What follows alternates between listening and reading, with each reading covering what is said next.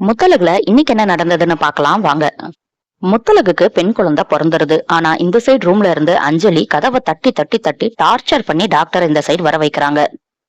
அஞ்சலி அந்த குழந்தைய கையில வாங்கிட்டு, இனிமேல் இதுதான் என் குழந்தை, இங்க இருக்கிற ஆண் குழந்தைய கொண்டு போய் முத்தழகு குழந்தைன்னு பூமி கிட்ட காமிச்சிருங்க அப்படின்னு மனசாட்சியே இல்லாம சொல்றாங்க.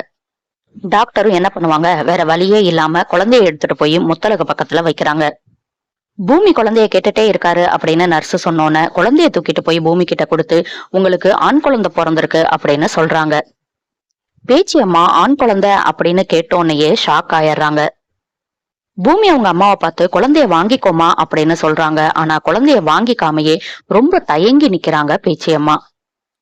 ரெஜினா அந்த சைட்ல இருந்து வந்து, பேச்சி அம்மன் இங்க பிறந்திருக்கு அப்படின்னு பேச்சி அம்மாவை பார்த்து சொல்றாங்க. பெண் குழந்தையான்னு கேட்டுட்டு இந்த குழந்தைய தூக்காம நேரா போய் அந்த பெண் குழந்தைய கையில வாங்கி கொஞ்சுறாங்க பேச்சியம்மா. இத பார்த்துட்டு பூமி ரொம்பவே ஷாக் ஆகுறாரு. ஆனா அவரு குழந்தைய என் கையில கொடுங்க அப்படின்னு அந்த ஆண் குழந்தைய வாங்கி கொஞ்சுறாரு. முத்தழகையும் போய் பாக்குறாரு. ஆனா முத்தழகு இன்னும் கண்ணு முழிக்கல. பேச்சியம்மா இப்படி பண்ணுவாங்கன்னு எதிர்பார்க்கவே இல்லை. ஆல்ரெடி அவங்க அஞ்சலி பக்கம் சாஞ்சிட்டாங்க. இனி என்னெல்லாம் நடக்க போகுது அப்படிங்கறத நம்ம பொறுத்திருந்து பார்க்கலாம்.